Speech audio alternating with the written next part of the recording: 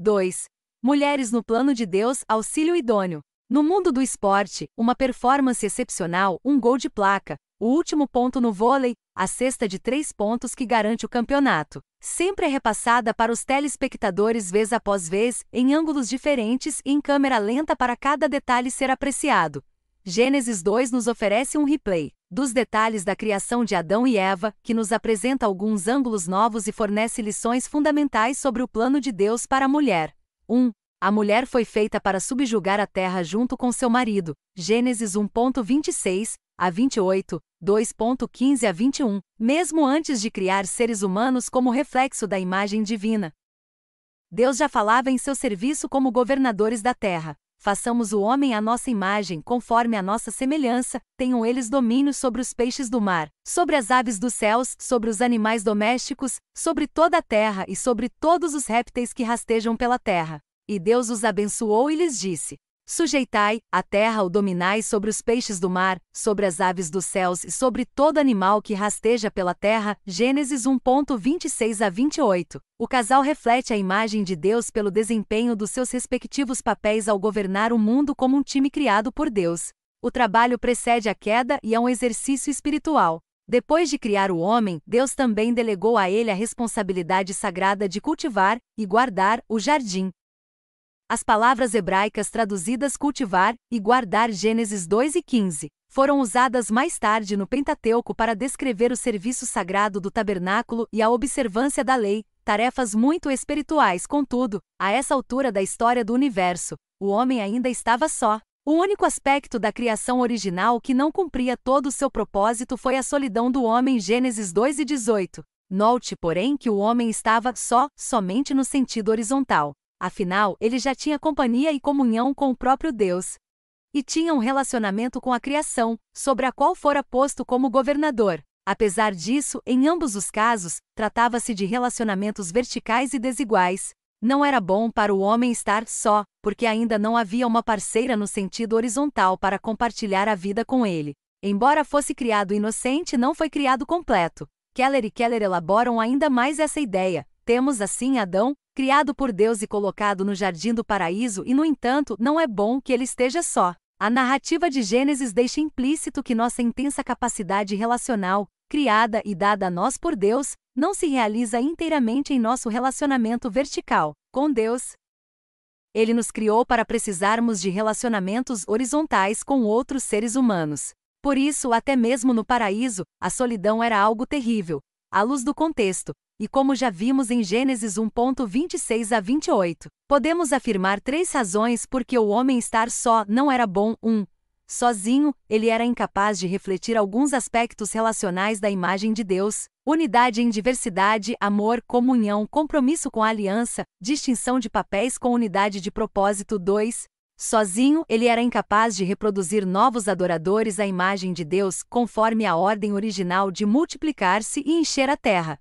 3. Sozinho, ele teria dificuldade em representar ocupando a posição de vice-regente à imagem de Deus, cuidando e cultivando o jardim. Esse é o contexto imediato da afirmação: não é bom que o homem esteja só. Gênesis 2 e 15 para a raça humana cumprir esses propósitos, e especialmente o último, de sujeitar, dominar e subjugar a terra. Gênesis 1.26 a 28, era necessário formar um time conjugal. Isso não significa que a solteira, viúva, separada ou divorciada não tenha parte neste mandato cultural. Só que desde o início Deus criou a raça humana para refletir seu ser e governar a terra por meio de relacionamentos, como bem ressalta Dr. Scott O'Hell. Por causa de seu amor e sua unidade e diversidade, a Trindade torna-se nosso modelo de comunidade. Seja na família, na igreja local ou em qualquer nível sociológico, o ser humano pode seguir o exemplo do seu próprio Deus. E mesmo como as pessoas divinas possuem distinções de atuação dentro da Trindade, os interrelacionamentos humanos básicos da sociedade, conjugal, familiar, eclesiástico, empresarial e governamental, também exigem ordem de autoridade e função, para refletir e compartilhar. Você encara seu trabalho, seja no lar, no emprego, na igreja ou na comunidade, como um ato de louvor a Deus e uma expressão da sua própria imagem. Explique sua resposta. Se você é casada, até que ponto você se vê como membro de um time conjugal, chamado por Deus para representá-lo no mundo?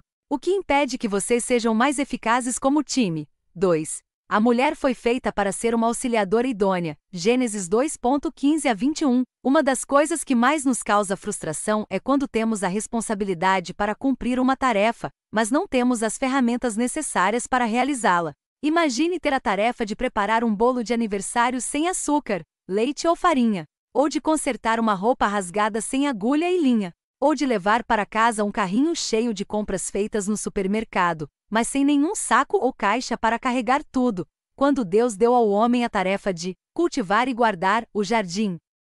Ele sabia que o homem ainda não tinha o que precisava para realizar aquela obra sagrada. Deus sabia, mas o homem não. Então Deus prepara um audiovisual para Adão reconhecer e apreciar o que Deus já sabia, que ele estava sozinho e incompleto. Nos versos 19 e 20 de Gênesis 2, Deus põe um desfile zoológico diante de Adão, que por sua vez exerce a função de vice-regente governador da terra. Gênesis 1:26 a 28, dando nome para animais e aves.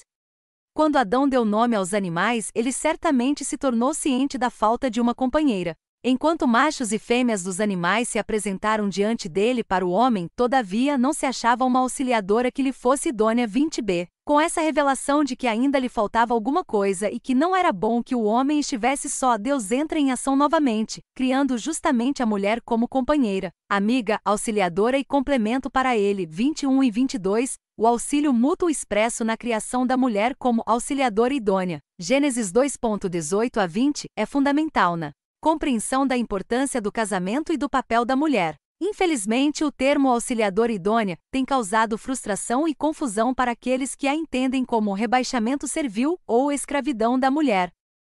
Outras versões traduzem a frase de outras maneiras: alguém que o auxiliasse e lhe correspondesse. NVI, uma ajudadora adequada para o homem. Almeida século XXI, alguém que o ajudasse e o completasse. Nova versão transformadora, uma ajudadora que fosse como a sua outra metade. Nova tradução na linguagem de hoje. Parte dessa frustração se deve ao fato de que esses termos obscurecem o sentido do texto e sugerem uma subordinação essencial, que o texto original não indica. Um estudo mais profundo revela que auxiliadora idônea, longe de ser um termo de desprezo, de fato enaltece o papel e status da mulher no plano de Deus.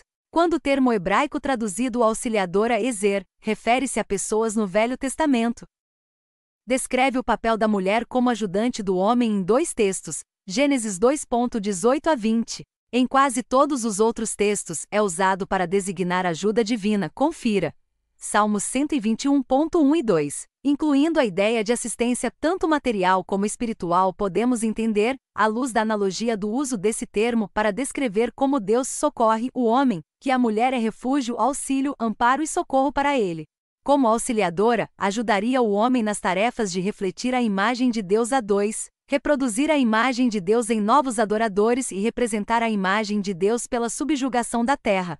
A palavra idônea indica alguém conforme seu oposto, ou seja, complementar. Deus resolveu o problema da solidão do homem quando criou a mulher e a apresentou ao homem, formando a primeira família. Sua avaliação da nova situação foi que tudo era muito bom. Gênesis 1:31. Deus fez a mulher como o homem, mas diferente o suficiente para que ela pudesse complementá-lo. Assim, homem e mulher se encaixam porque cada um completa o que falta no outro. Por isso conseguem cumprir seus respectivos papéis dados por Deus. O texto estabelece um precedente divino para servir a Deus por meio da família. A ilustração das mãos nos ajuda a entender em que sentido a mulher complementa o homem. Nossas mãos são semelhantes, mas não são idênticas. Isso fica óbvio quando pomos uma mão sobre a outra. Porém, quando colocamos as mãos uma oposta à outra, percebemos como uma mão espelha a outra. E se entrelaçarmos os dedos da mão direita com os dedos da mão esquerda, percebemos como se complementam e se reforçam. Essa é a ideia por trás do termo hebraico traduzido, idônea. Um cônjuge complementa o outro, um reforça o outro. O lema do casamento cristão deve ser: um pelo outro e ambos para Deus. Precisamos um do outro para que a soma das partes seja maior quando estamos juntos do que quando separados. Kostenberger resume esse aspecto da criação da mulher. Ela, Eva, é colocada junto ao homem como sua companheira ou ajudadora.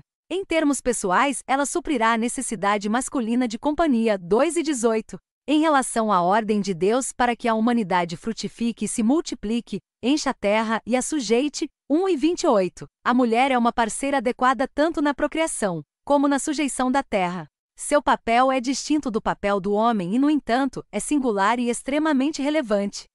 Ao mesmo tempo em que foi designada ajudadora do homem e, portanto, colocada sob sua responsabilidade geral, a mulher é sua parceira na tarefa de dominar a terra para Deus. Alguns têm usado o fato de que Deus é chamado de ajudador do homem para justificar igualitarismo, ou seja, que homem e mulher são essencial e funcionalmente iguais, sem qualquer vislumbre de subordinação ou distinção, mas tudo no texto argumenta ao contrário. Mesmo na Trindade percebemos uma igualdade essencial do ser com diferenciação funcional do fazer. O que não podemos esquecer é que esse relacionamento correspondente de auxílio mútuo faz parte da imagem e semelhança de Deus, que foi o propósito pelo qual Deus fez o casal. Gênesis 1, 26 e 27. O desempenho alegre de seus respectivos papéis serve como reflexo da complementaridade que existe entre Pai, Filho e Espírito Santo. Como veremos mais adiante, qualquer discussão sobre os papéis de submissão respeitosa feminina, Efésios 5:22 a 24 e 32,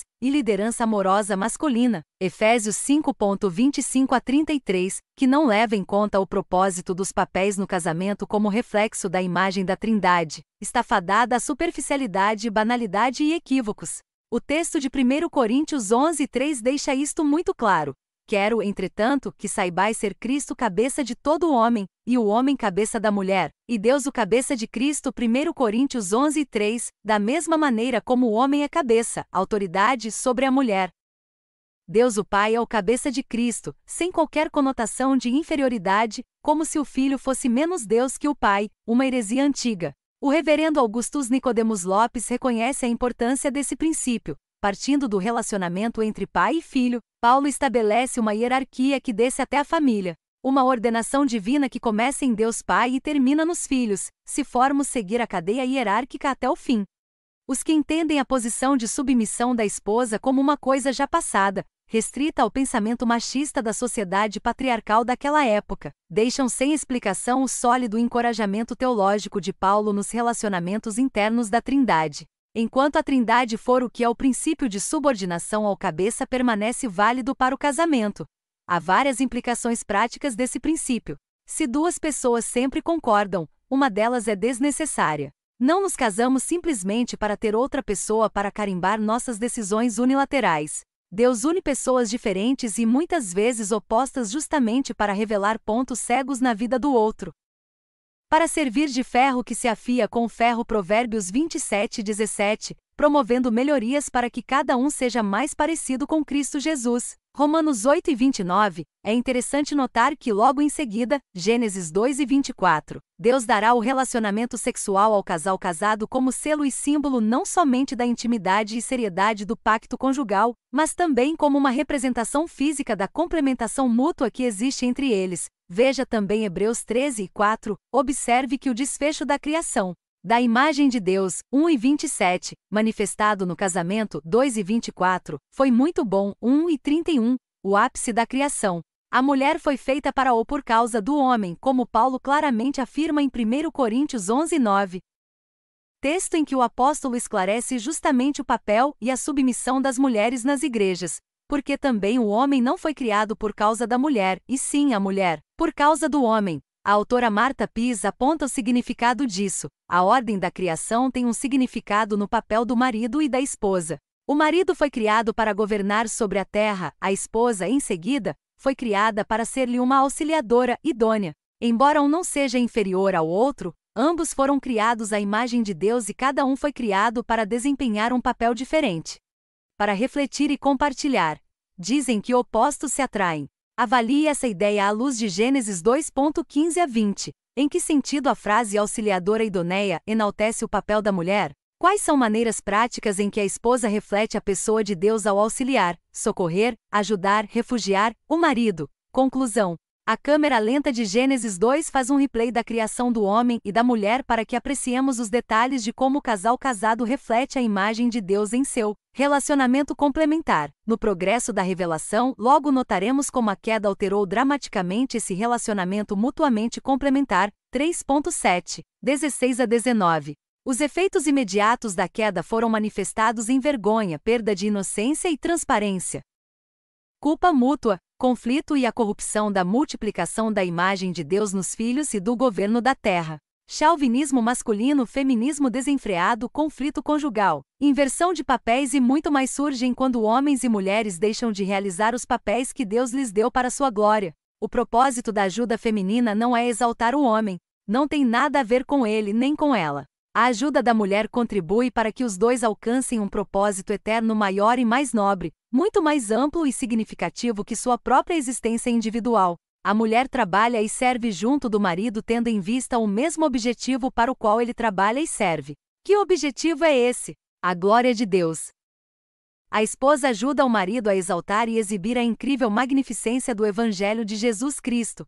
Embora a queda tenha complicado demais o relacionamento complementar do casal, a restauração em Cristo significa que, mais uma vez, assistência mútua entre o marido e sua esposa pode ser a regra e não a exceção. O Espírito de Deus capacita o homem e a esposa a fazer o sobrenatural, amar sacrificialmente como Cristo amou e submeter-se voluntariamente como Cristo se submeteu ao Pai, e o Espírito se submete ao Pai e ao Filho, como a Igreja se submete a Cristo. Efésios 5:18. 6 e 4. Quando cumprimos nossos papéis no lar, quando preenchemos o que falta no cônjuge, quando auxiliamos e complementamos um ao outro, refletimos a imagem e a glória do nosso Deus. De forma prática, afirmamos que duas pessoas se casam para que juntos possam melhor cultivar e guardar o jardim do Senhor. Hoje, o campo é o mundo, Mateus 13:38, e Deus ainda une casais que se complementarão de tal forma que juntos possam fazer mais para o reino do que separados. Podemos sugerir algumas aplicações práticas desse estudo. 1. Deus criou a mulher, em primeiro lugar, para ser uma adoradora dele, ter comunhão com ele, andar com ele e refletir de volta para ele a glória do seu ser. Ela cumpre esse papel sendo solteira ou casada. 2. Precisamos um do outro. Casamento é complementação, não competição. Não devemos tentar criar o nosso cônjuge à nossa própria imagem. 3. Maridos e esposas precisam maximizar os dons e talentos um do outro. Casamento é uma missão de resgate mútuo. Minhas habilidades provavelmente complementarão as necessidades do meu cônjuge e vice-versa. 4. Se a mulher é o auxílio perfeito e correspondente ao homem, então o oposto também é verdade. Homens precisam tomar cuidado para não abafar as contribuições de suas esposas e vice-versa. 5. A verdadeira realização do ser humano depende do seu contentamento com os respectivos papéis dados por Deus. Quando fugimos disso, encontramos frustração, confusão e desespero. 6. A essência do debate sobre papéis não é tanto uma questão cultural ou antropológica, mas uma questão teológica. O reflexo da glória do Deus triuno está em jogo no debate sobre papéis no lar e na igreja. A grande ideia: o relacionamento complementar entre homem e mulher é um reflexo da imagem de Deus.